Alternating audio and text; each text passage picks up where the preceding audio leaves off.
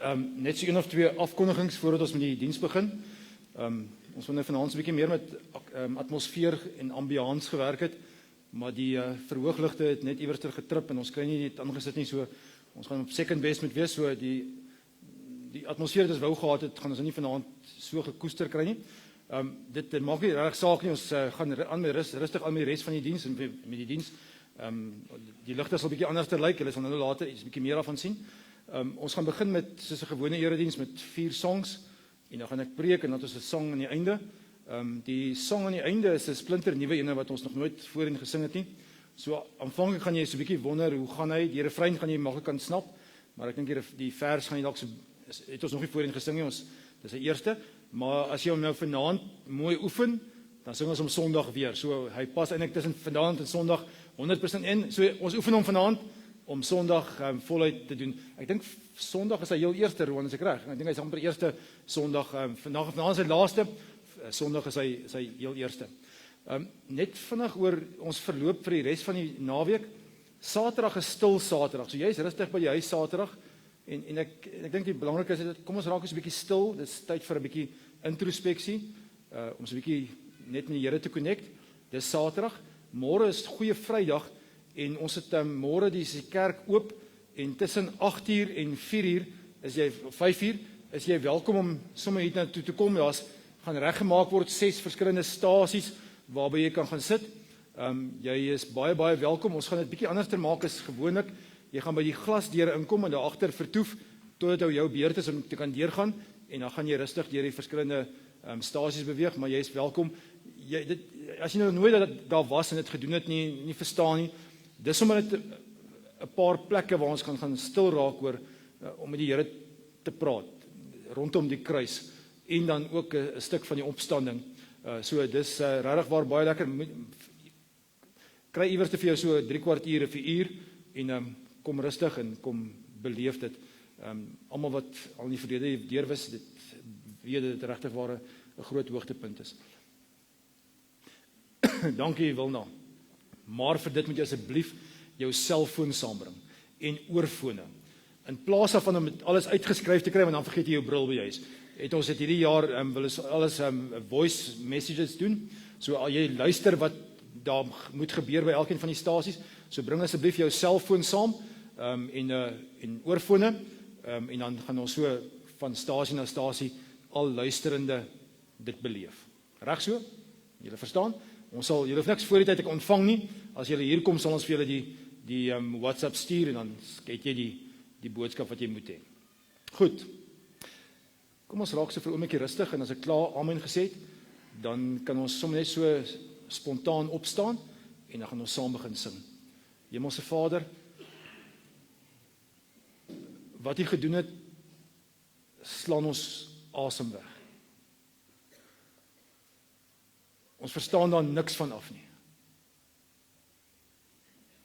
Dat U met genade en liefde U eie seun gestuur het, sodat ons kan lewe. Here, weet jy hoe lyk ons? Weet jy wat se deurmekaar lewens het ons, Here? Weet jy wat se droogmaak het ons al gemaak, Here? Weet jy, en dan kom jy stem so, daar's niks in hierdie skepping wat my kan skei van my liefde vir jou nie. En niks wat jou kan skei van my liefde vir jou nie.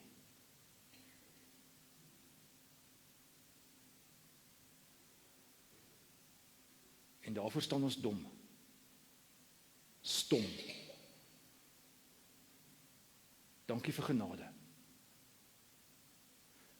Mag die Here se liefde en sy genade by ons elkeen wees. Mag jy homself beleef hierso. En mag jy sy stem hoor as hy in jou oor fluister. Amen.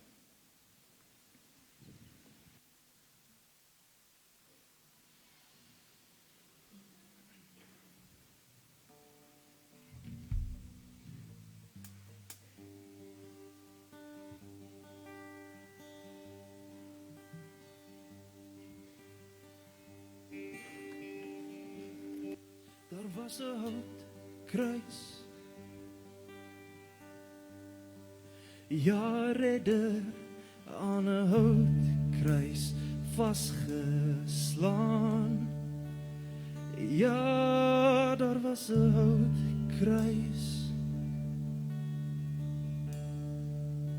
En daarom sal ek sing. En ek onthou vir Dawid. En voor die ark het hy gedans en juig. En na die kruis van Jesus. En hoe sal ons kan hande vou en swyg? Want daar was 'n houtkruis. Ja, redder aan 'n houtkruis vasgeslaan. Ja, daar was 'n houtkruis. En daarom sal ek sing.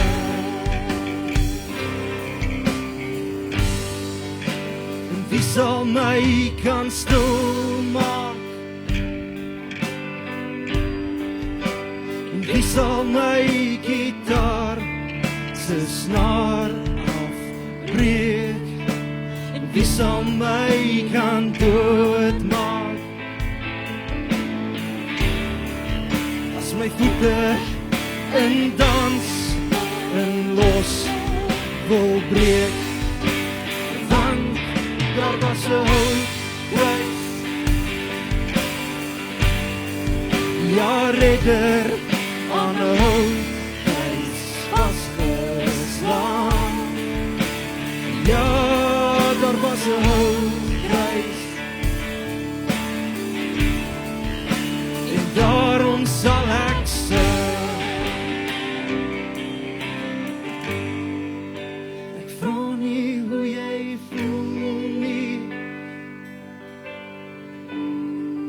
As gevoelens hoegenaamd besluit te raak, dan was daar nooit die pyn nie.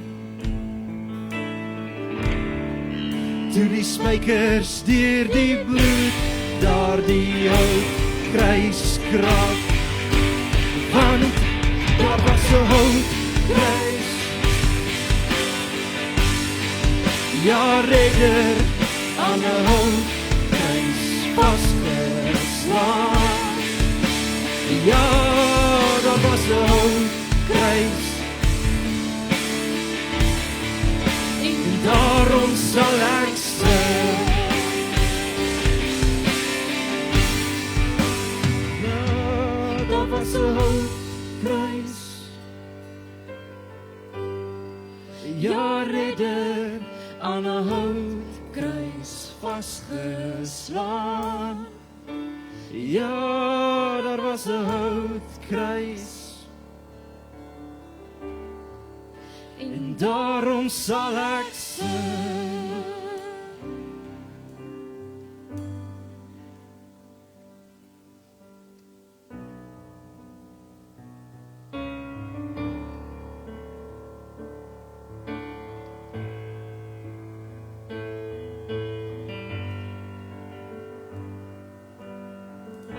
You call me out upon the waters, the great unknown, where feet may fail. And there I find you in the mystery, in oceans deep, my faith will stand. And I will call upon your name and keep my eyes above the waves. When oceans rise, my soul will rest in your embrace. For I am yours and you are mine.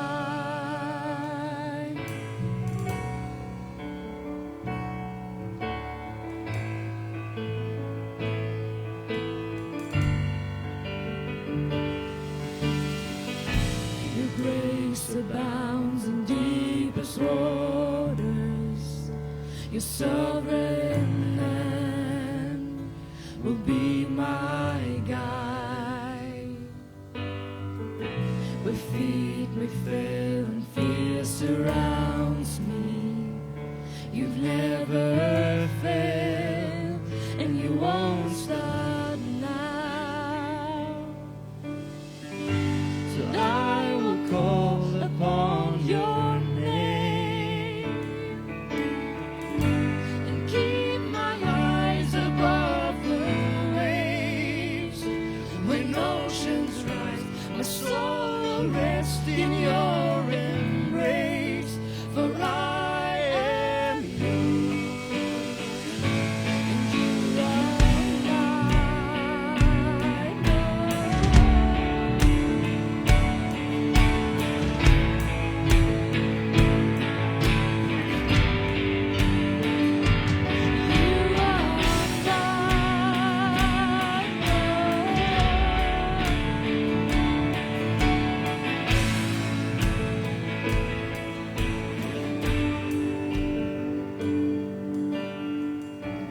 Spirit, lead me where my trust is without borders. Let me walk upon the waters wherever you would call me, and take me deeper than my feet could ever wander, and my faith will be made stronger in the presence of my Savior. And Spirit, lead me where my trust is without borders. Let me walk upon the waters wherever you would call me, and take me deeper than my feet could ever wander, and my faith will be made stronger in the presence of my Savior. And Spirit, lead me where my trust is without borders. Let me walk upon the waters wherever you would call me, and take me deeper than my feet could ever wander, and my faith will be made stronger in the presence of my Savior. So I would call upon your name and keep my eyes above the waves. When oceans rise, my soul will rest in your embrace. For I am yours, and you are mine.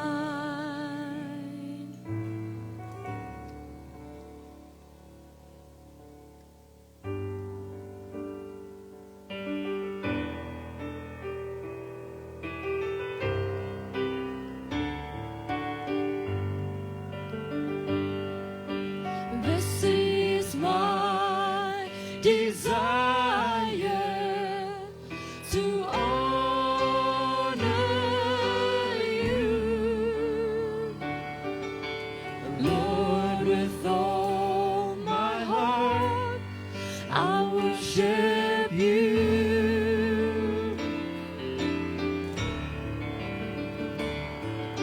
and all I have within me I give you praise, and all that I adore is in you.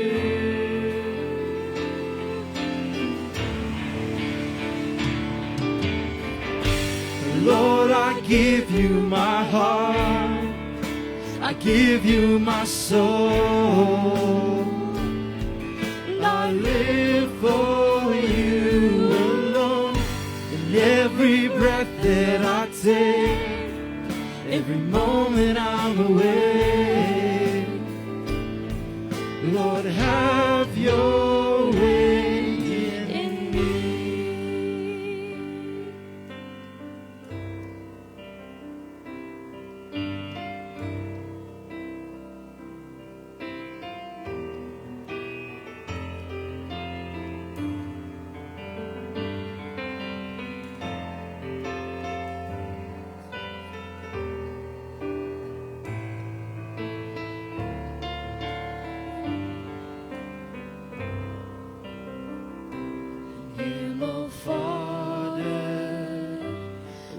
aanbid U.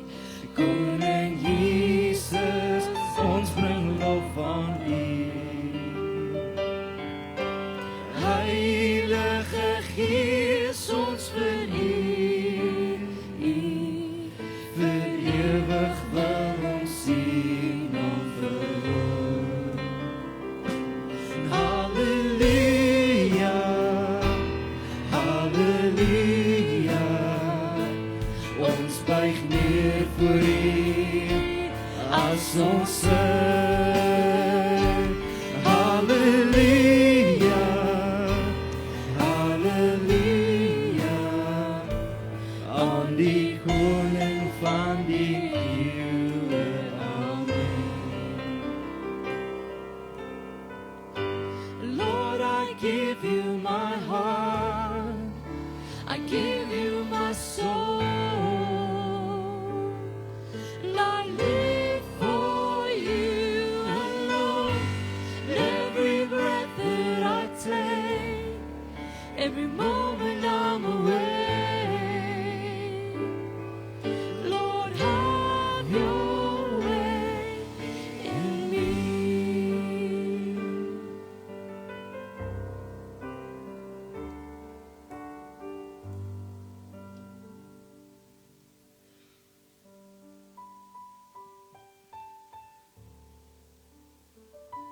Vanaand is daar niks uitbundigheid en uitspattigheid by ons nie. Trouwens, alles wat ons het is so half gestroop. Selfs ons lewens word so oopgekloof en oopgestroop voor U. As ons terugdink aan dit wat gebeur het, aan die onreg wat plaasgevind het, aan die verraad wat plaasgevind het, aan die verloning wat plaasgevind het, aan die weghardloop van die disippels, aan die hele gebeure, dan wil ons net vandag stil bly en eerder niks sê nie. Maar U wil met ons praat, Here. Deur die bril van die Paasgebeure wil U ons help om sin te maak met hierdie lewe. Help ons daarmee, Here. Amen.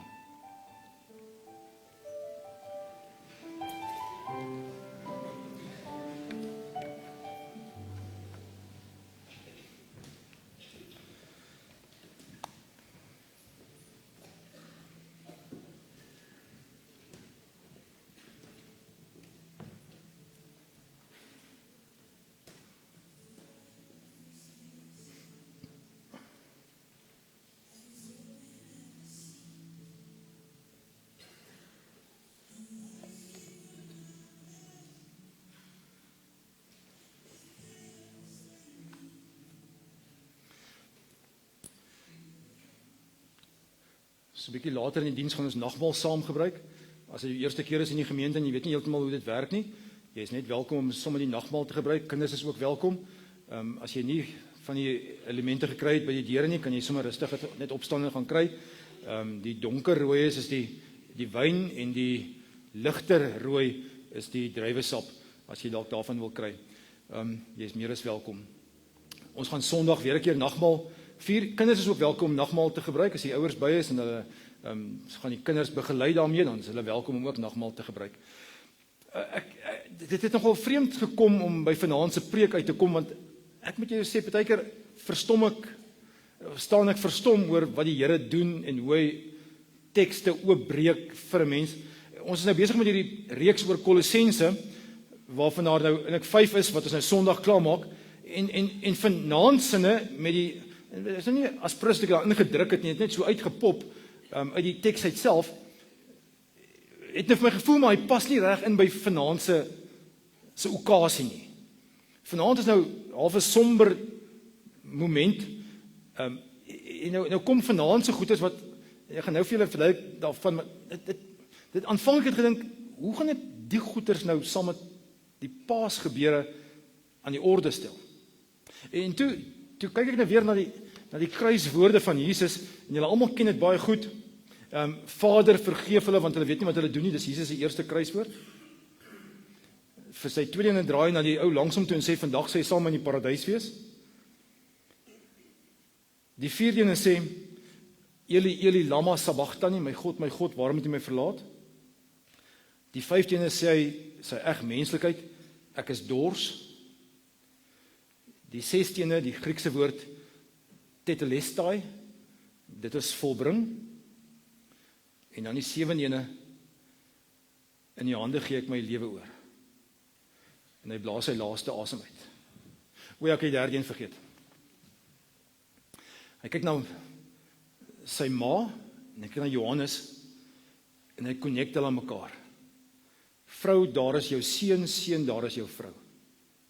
En dis waar ons vanaand gaan stilstaan, by goed wat ons vandag noem familie.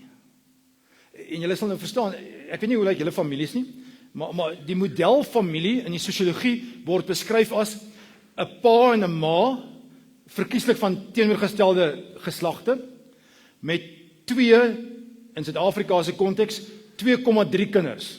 Dis min of meer hoe Suid-Afrikaanse gesinne lyk, die kerngesin, 'n ma en 'n pa, verskillende geslagte, met 2,3 kinders. Party het 2, party het 3, dis hoekom ons by 2,3 uitkom. Daar's 'n paar van hierdie gesinne in ons gemeente wat ver bo die gemiddeld is, en ver onder die gemiddeld ook is. Maak nie saak, ons kry 'n gemiddeld van 2,3, maar dit het altyd so gewerk, dat pa en ma het by die huis gebly.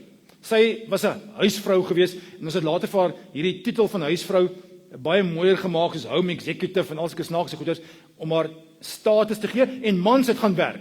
Hulle is vanoggend 7 uur in hulle kar, of in hulle bus, of op die bus, en hulle is werk toe, en daar het hulle hard gewerkskaf, tot 4 uur vanmiddag, dan maak hulle aktetassie toe, in die aktetas was 'n appel, en 'n paar toebroodjies, en 'n kosblik, Tupperware, Tupper toegemaak, hoor ek is besig om toe te maak, nie, sê, arme mans, en dan maak sy vanmiddag sy aktetassie toe, kom huis toe, 4:30 kom hy by die huis, mamma het al die kinders klaar gebad, amper kos gegee, kos is reg, almal kom sit aan, 5 uur, 5:30 eet ons, en 6 uur, daar was nog die TV nie.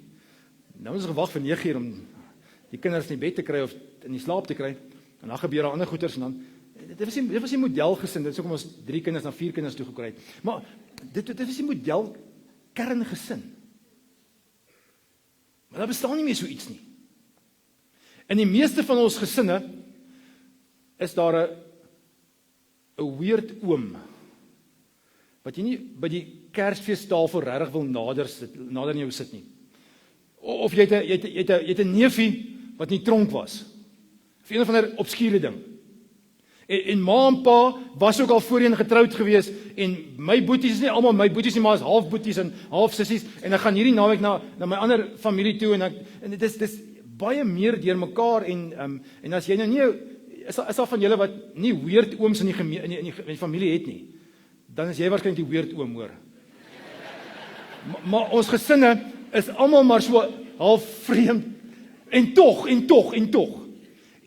het God gesê, 'n familie is die kern waarom 'n samelewing moet draai.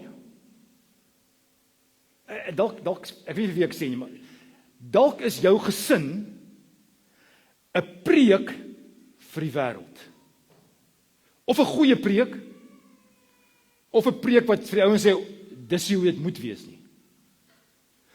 Want baie keer sien outsiders vir Jesus inside jou gesin, of nie. Daarom, sonder 'n woord wat hier gesê word, is jou gesin en wat moet gebeur binne jou gesin, 'n preek vir die wêreld aan buitekant. Jy hoef nie op 'n mission veldtog te gaan Indië toe, of Midde-Afrika toe, of iewers in Suid-Amerika te gaan rondkruip, om die boodskap te gaan vertel nie. Dit word sommer vertel, daar waar jy is. Mense kyk na jou en sê, is dit hoe Christen gesinne werk? Is dit hoe die inside behoort? Is dit as hier's inside, is dit so lyk? En ek was baie lank daaroor praat, maar kom ons praat oor gesinne. Want dis wat die teks wat ons gaan lees, gaan juist daaroor. Kolossense 3 vers 18. Vrouens, steek op jou hand. Wees aan julle mans onderdanig, soos dit pas by mense wat in die Here glo. Ons staan nou stil by Die grand woord vir hierdie tekste is huistafels. Dis nie net in Kolossense wat dit staan, dit staan in Efesiërs en Romeine, daar's 'n hele paar sulke huistafels, reëls, regulasies, voorskrifte vir hoe 'n Christelike huisgesin behoort lyk. En dan begin Paulus sê, girls, wees aan jou man onderdanig, soos dit pas by mense wat in die Here glo. Julle hoor, daar staan nie iets van vloermat nie. Daar staan nie iets van I'm the boss en jy is hier onder nie. Dis nie 'n hiërargie, ons sal later praat. Mans, julle moet julle vrouens lief hê. Maak die lewe vir hulle bitter.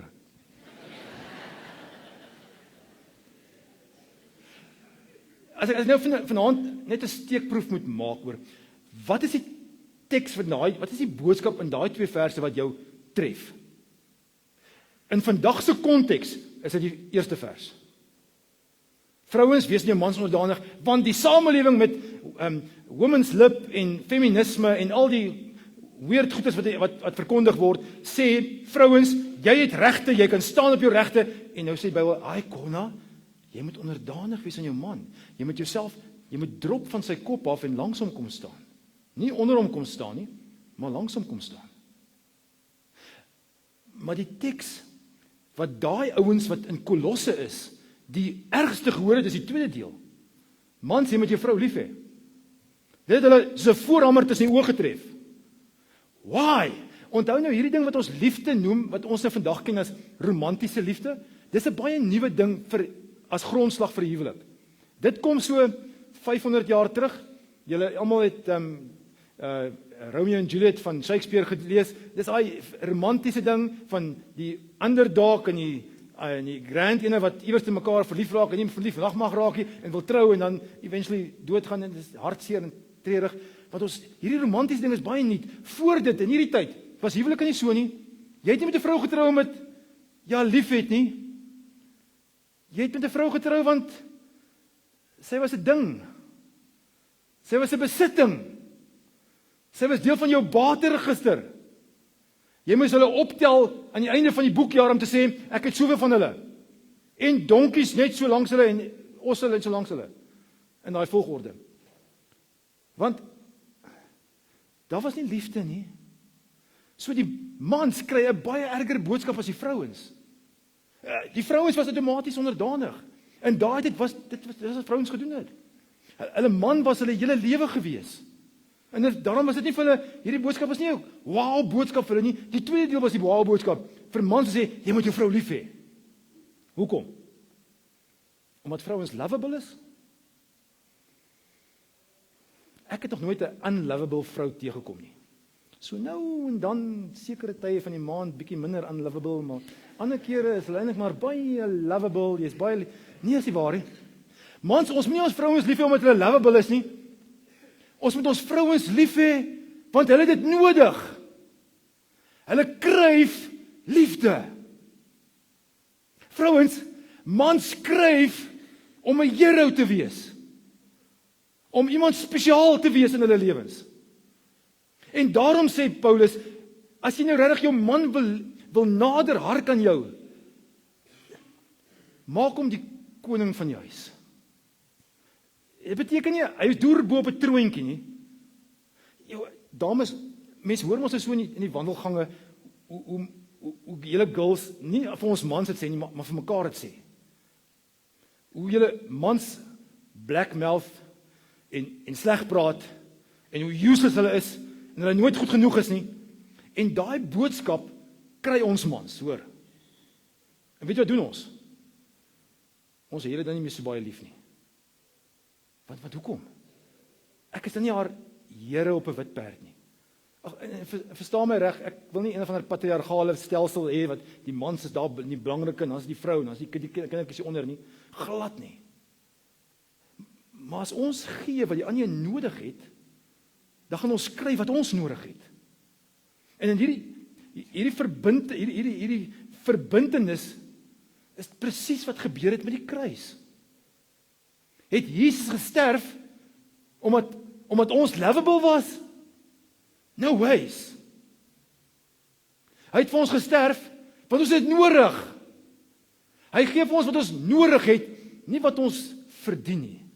As hy vir ons sou gee wat ons verdien, sou ons dit nie maak nie. Maar nou sê hy vir ons, julle het my nodig. En soos ek dit vir julle gegee het, doen met jou vrou so. En doen met jou man so. OK, ons is off the hook. Is julle OK? Mans, julle OK? Jy gaan jou vrou lief hê, sommer net. Sy is dalk nie so lovable nie, maar jy moet haar juist dan lief hê. Want sy het nodig. Julle moet julle mans honor. Hoekom? Omdat hulle respek verdien? Nee. Want hulle het dit nodig. Hulle het nodig om te weet, my vrou hou van my. Ek kan so 'n bietjie bolder staan, want my vrou is my backup. Goed, kinders. Wees in alles aan julle ouers gehoorsaam. Want, kinders, steek julle hande op. Is almal onder 20? OK, wat sak nou klomp julle hande. Kinders, trouwens in die Bybeltyd was kinders tot 12 jaar was jy 'n kind en van 12 af was jy 'n groot mens. Hulle het nie hierdie ding van tienerskap en puberteit en al daai snaakse goeters gehad nie. Hulle het gesê tot 12 is jy 'n kind en van 12 af is jy 'n groot mens. So almal onder 12, onder 20 vandag. Wees in alles aan julle ouers gehoorsaam, want die Here verlang dit van kinders wat in hom glo. Vaders, moenie gedurig by julle kinders fout soek dat hulle moedeloos word nie. Die eerste vers is die een wat ons vandag sê, genade, kinders, julle moet na julle ouers luister. Ons leef in 'n deurmekaar tyd waarin ouers bang is vir hulle kinders, want kinders is bombasties en ongeskik en ongemanierd en ongepoets en baie ander goeters. Maar wat hulle getref het was die tweede gedeelte. Want pa's het nie met hulle kinders omgegaan nie. Ek kry baie keer 'n pyn as mens van hierdie flieks en series kyk waar hulle die Joodse wêreld in daai tyd uitbeeld. Pa's het nie 'n verhouding met die kinders gehad nie. Kinders was ook 'n ding. 'n kleiner ding as vrouens. Hulle was net besittings. En veral die seuns was besittings wat waarde gehad het. Vrouens se waarde was bietjie minder geweest want hulle kon nie geld genereer soos wat 'n man dit kan doen nie. So daarom is die tweede deel van hierdie huistafel eintlik die ou ding wat hulle geskit het. Vaders, julle moenie julle kinders moedeloos maak nie. En dit is nie net vir pa's gerig nie, dit is vir ma's ook, nie. Ek dink dit baie keer is ons plaas ons soveel druk op ons kinders dat ons samelewing dit nie kan hou nie. Dat ons kinders dit nie kan hou nie. Ek weet jy is 'n klomp onderwysers in die gehoor. En sorry daarvoor. Maar dit kom van die skole af. Of dit gaan na die skole toe, ek weet nie.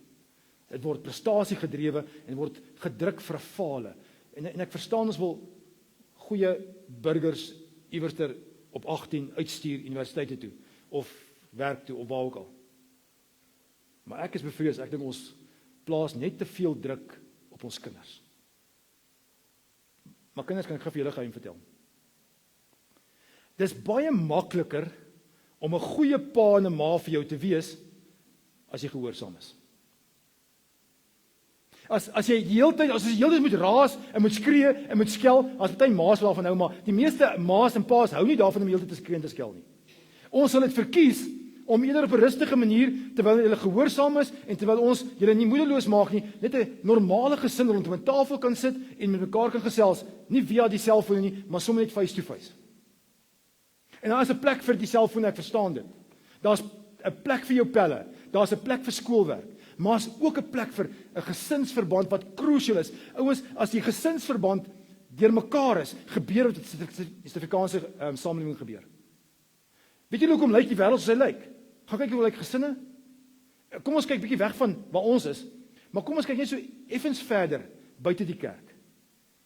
Gesinne val uit mekaar uit. Onthou julle 30, 40, 50 jaar terug toe dwangarbeid plaasgevind het, waar mense uit hulle tuisland uit gereggevat is en iewers nie by 'n myn moes gaan werk het en hulle een keer in 6 maande by die huis kon kom en hierso maar 'n Yatsie 'n girlfriend gehad het. Wat het gebeur in die samelewing? Die gesinne het mekaar uitgeval. En vandag is dit dieselfde. Ek dink baie van die onderliggende probleme in ons samelewing het te maak met gesinne wat nie kerngesond is nie. En ek sê nie ons moet hierdie perfekte reëls van 1960 en 70 weer gaan uithaal en oppoets en weer moet gebruik nie. Maar daar is sekere basics wat ons net iewers verloor het, soos dat kinders en ouers by mekaar moet wees. Jesus sê ons God sê ons hy een gebod, eer jou vader en jou moeder, dan sal jy 'n lang lewe hê. Bedoel nie net in jare nie, maar in terme van kwaliteit. Dan gaan jy gelukkig wees. OK. Ma's en pa's, julle is af die hoek. Kinders en ouers, julle is af die hoek. Ek wonder hoe Paulus al hierdie goed geweet. Paulus was 'n bachelor gewees. En hy lyk my 'n lelike ou mannetjie, net so 'n kortetjie. 5 voet lank, 'n boggelrug gehad, sê die foto's van ons van het. So 'n bachelor wat nie 'n vrou het nie, gee raad oor mans en vrouens. Wat nie kinders het nie, gee raad oor kinders en groot mense. En dan gee hy ook raad oor slawe. Kan ek net gou inlig? Hierdie vers ons nou gaan lees, is 'n incredible vers in die geskiedenis van die mensdom. Is op grond van hierdie vers dat die Romeinse ryk hier in die 3de, 4de eeu na Christus slawerny verbied het. Hierdie vers was die rede hoekom Brittanje slawerny 200-300 jaar terug verbreek het. Hierdie vers is die vers wat Verenigde State van Amerika voor Donald Trump besluit het slawerny mag nie gebeur nie. Trouwens, ek dink hierdie vers is ook die een wat in die laat 80er jare die nasionale party genoop het om te sê, maar wag asseblief, kom ons kyk weer na hierdie goeders wat ons doen. Slawe, wees in alles gehoorsaam aan julle eienaars hier op aarde. Moenie net werk om deur hulle raak gesien te word nie en so in mense se guns te kom nie, maar werk met 'n opregte hart uit eerbied vir die Here. Wat julle ook al doen, doen dit van harte soos vir die Here en nie vir mense nie. Sê net maar net. Sê net met jou baas was Jesus.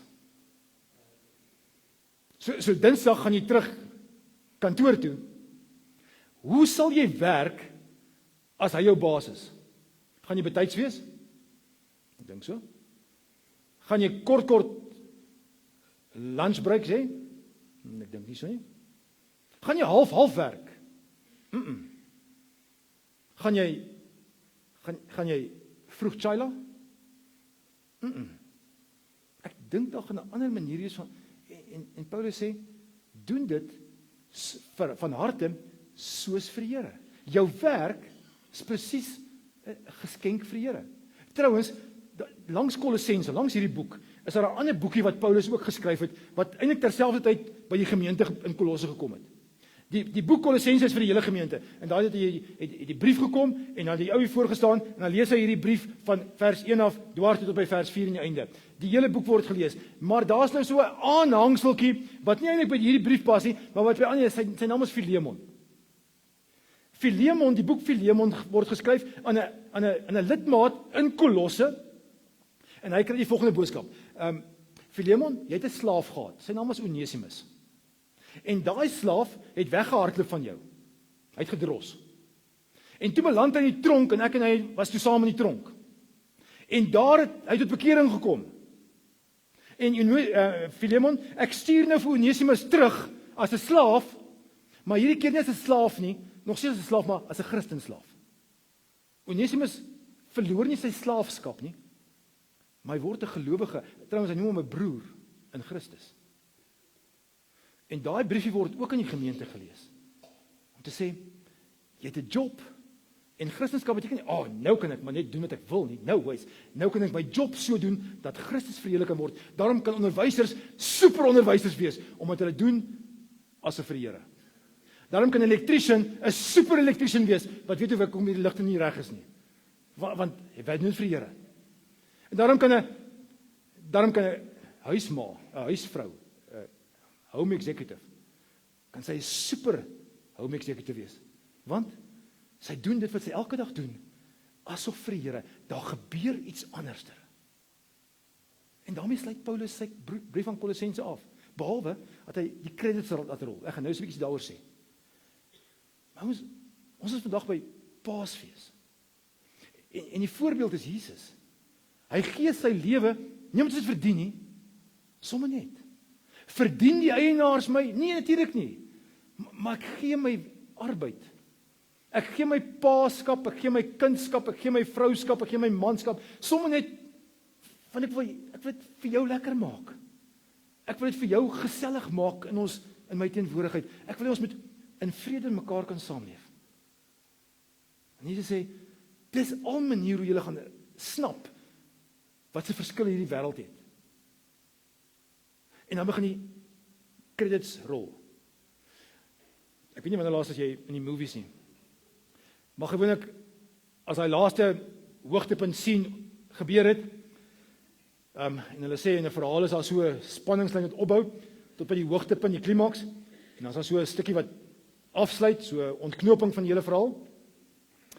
En dan gaan die ligte aan. En dan begin die credits rol. Wat is in Afrikaans? Al die akteurs en almal wat gewerk het aan die fliek en almal wat agter die skerm, se name kom ons so op 'n hardloop ons nou so. En die meeste van ons loop uit as daai goeters begin, want ek ken nie mense nie, so wat maak nou saak. Behalwe as ek weet, daai ou wat ek herken, maar waar het hy gespeel? Behalwe as dit jou kind is wat in een van daai scenes was, of een van die directors was. Dan sit jy en wag om te kyk, wanneer kom sy naam? Hierso kom die name wat daar gebeur het. Tychicus, die medegelowige wat ek baie lief het, sal julle alles vertel van hoe dit met my gaan. Hy is 'n getroue dienaar en werk saam met my in diens van die Here. Onesimus, daai ou wat ek net gesê het, is 'n getroue medegelowige wat ek baie lief het en wat een van julle is, gaan saam met hom. En dan sê hy, daar's Aristarchus. En daar's Demas en daar's Markus. Markus is 'n interessante karakter. Kan ek gou 'n stukkie daarvan vertel? Markus, heel eerste sending veldtog wat Paulus wil loods. Kom hy en Barnabas eintlik die aanvoerwerk en sê, kom ons gaan op hierdie sending veldtog, ons gaan vertel vir die wêreld. En hulle klim in hulle skip en terwyl hulle opklim sê Barnabas, kom ons vat vir Markus saam. En hulle trek vir Markus was 'n familielid van Barnabas. En hier gaan hulle drietjies op die skip. En terwyl hulle besig is met die bediening, besluit Markus, hier is nie sy sien nie. En hy gaan terug. En Paulus is die vieste in daarvoor. Barnabas wel sy broerskind, so hy kan nie veel aan maak nie, maar Paulus en Markus sit van 12 nie langs dieselfde vuur nie. So eventueel kom hulle terug en beplan hulle tweede sending veldtog. En toe hulle op die boot klim, toe sê Barnabas, kom ons vat vir Markus weer saam. En Paulus sê, nee. En Barnabas sê, ons moet. En Paulus sê, nee.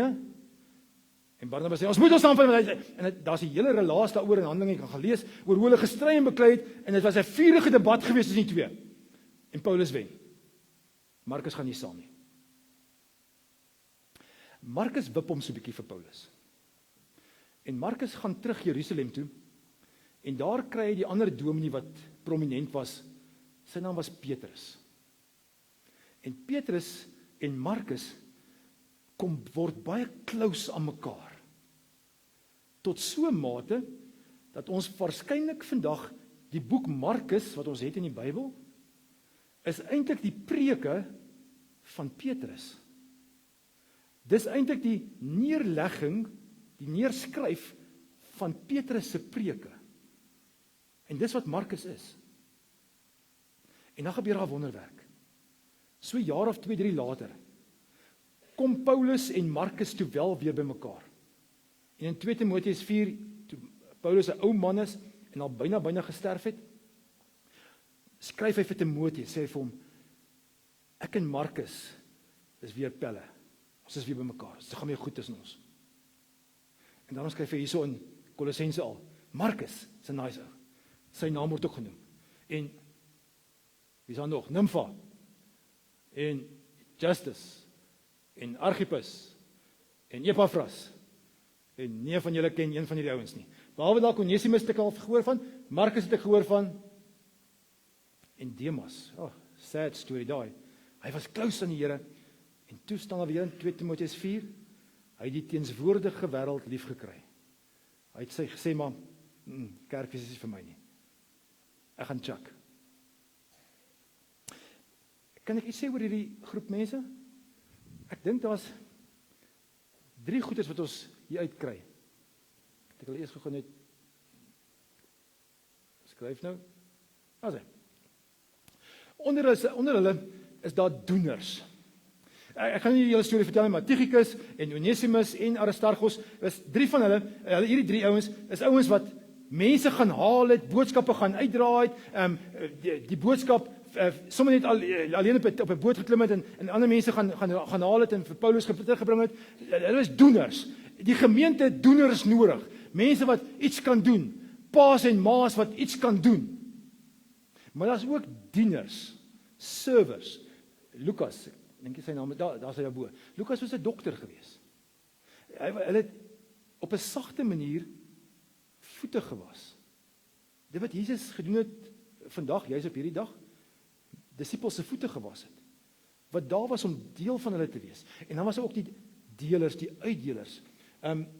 Archippus was die ou wat die kerk in Kolosse het bymekaar gekom by Tychicus huis. So Tychicus was die kerk gewees. Maar toe word sy huisie te klein.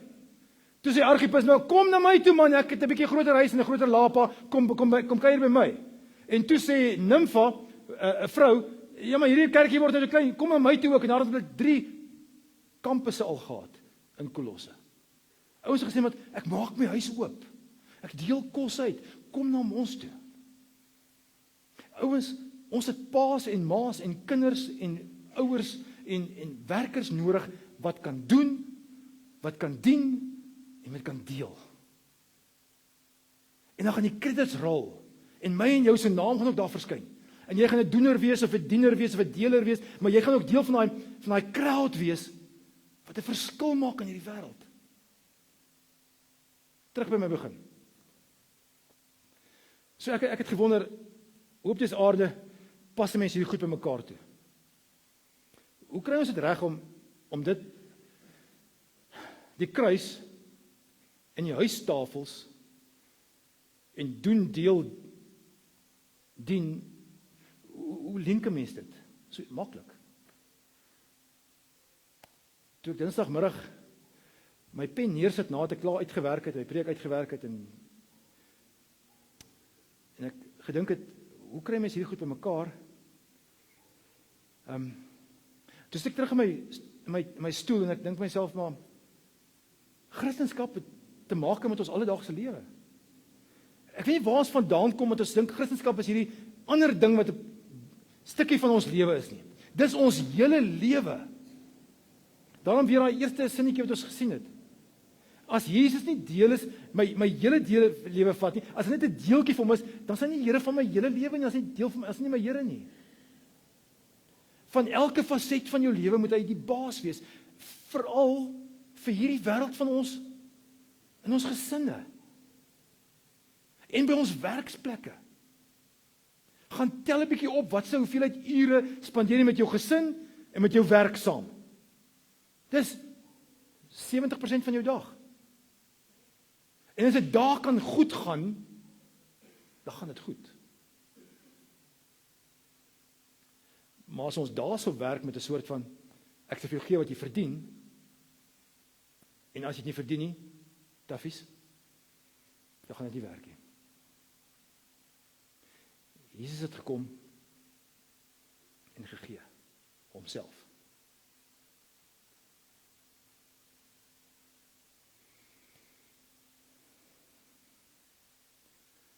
En môre in die oggend 9:00 slaan hulle hom in 'n kruis vas.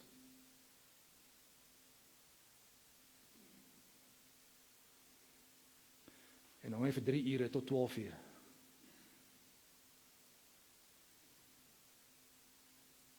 En blaas hy sy laaste asem uit. En word dit pikdonker.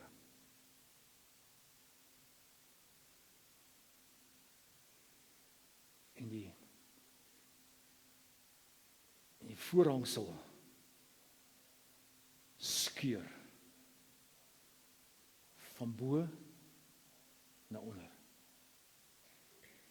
En Jesus sê,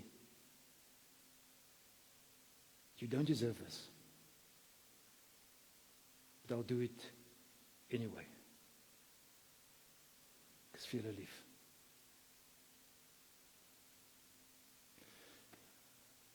Ons verstaan daar niks vanaf nie, Here. Ons werk met 'n ek sal iets doen, maar jy moet 'n reward daarvoor. En jy kom sê nee, dit gaan nie so nie. Julle huwelike moet nie so lyk nie, hoor. Julle gesinne moet nie so lyk nie, hoor. Julle werksplekke moet nie so lyk nie, hoor. As julle gemors wil maak van julle lewe, dan gaan julle terug na hoe die Romeine geleef het en hoe die Jode geleef het. As julle sê julle is gelowiges, as julle sê by die kruis dat ek 'n boodskap kry van wie u is, dan is dit wat moet gebeur. Dan kom werk julle in julle gesinne, in julle werkplekke en met julle mans en vrouens anders. Trouwens julle lewe verander. Julle lewe word op die kop gedraai. En alhoewel ons niks daarvan verstaan nie, gryp ons dit aan vanaand, Here. Want ons besef, dis die antwoord. Dis die antwoord vir hierdie deur mekaar stikkende flenter wêreld van ons. Dis mense wat vir mekaar omgee, sommer net. Mekaar se voete was, al is dit vuil, al stink dit. Al is dit die laagste van jobs daar is.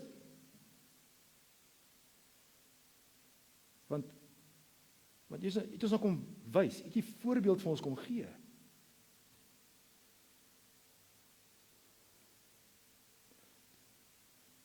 Dankie vir onverdiende guns alleen. Amen.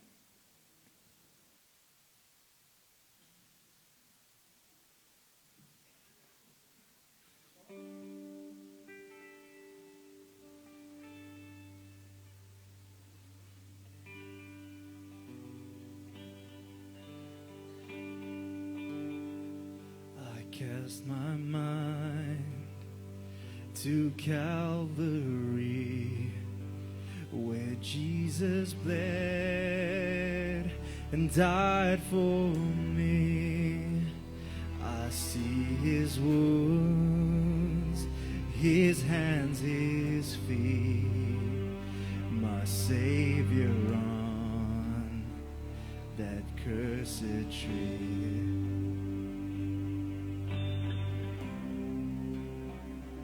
His body bound and drenched in tears, they laid him down in Joseph's tomb, the entrance sealed by heavy stone, Messiah still and all alone.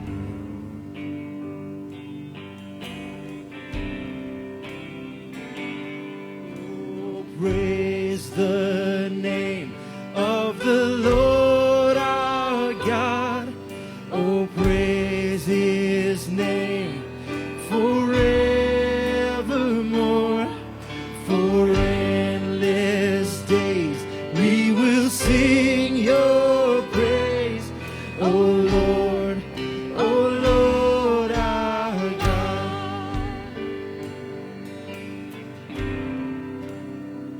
Then on the third, at break of dawn, the Son of Heaven rose again. Oh, trample death, where is your sting? The angels roar for Christ the King.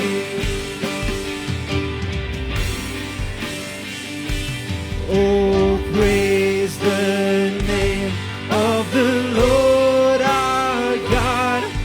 Oh, praise his name forevermore.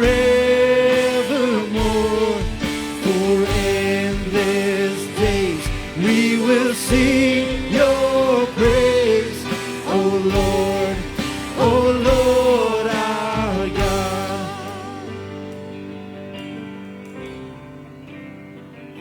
He shall return in robes of white, blazing sun shall pierce the night, and I will rise among the saints, my gaze transfixed on Jesus' face. Oh, praise the name of the Lord our God. Oh, praise His name forevermore. For endless days we will sing your praise. Oh Lord our God. Oh, praise the name of the Lord our God. Oh, praise His name forevermore. For endless days we will sing your praise. Oh Lord our God. Oh Lord our God. Oh Lord our God.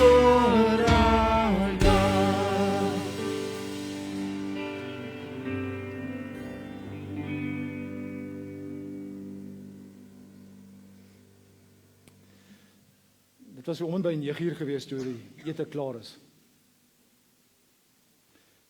En die disippels en Jesus Getsemane toe gaan. Maar by die ete stel Jesus die nagmaal in. En terwyl die 12 disippels en Jesus en waarskynlik 'n klompie ander mense daar saam was, sê vir hulle, die brood is die teken, simbool van my liggaam. Breek dit, eet daarvan en dink daaraan dat my liggaam gebreek is as 'n volkomme versoening vir al julle sondes.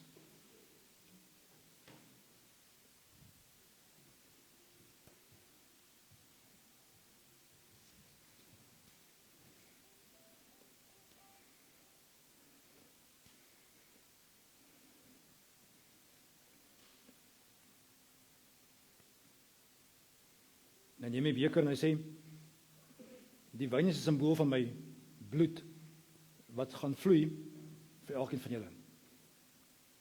Neem daarvan, en drink daarvan, dis my liggaam.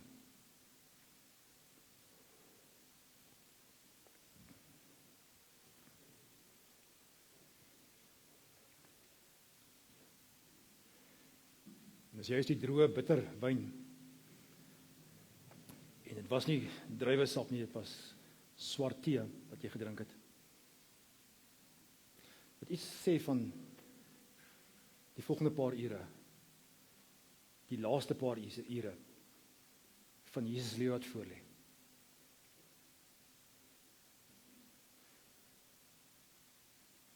Mag jy uitgaan en weet, soos wat hierdie wyn en die brood iewers in my mond vassit, iewers in my reuk beïnvloed. Jesus deur hel gegaan het, die volgende paar ure. Vir my en vir jou. Mag sy genade en sy liefde saam met ons gaan. Elke sekond van die dag. Mag jy weet, hy is in beheer. Amen.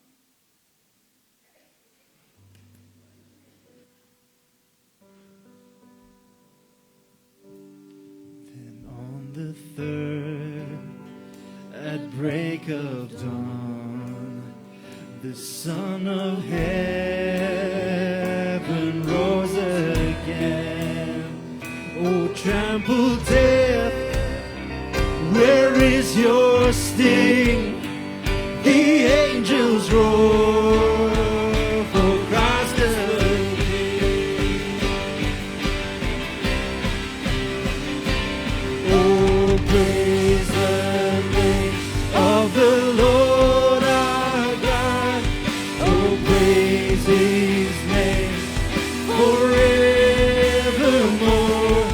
For endless days we will sing your praise, oh Lord our God. We shall return in robes of white. The blazing sun shall pierce the night, and I will rise among the saints. My gaze transfixed on Jesus' face. Oh, praise the name of the Lord our God. Oh, praise His name forevermore. For endless days we will sing your praise, oh Lord our God. Oh, praise the name of the Lord our God.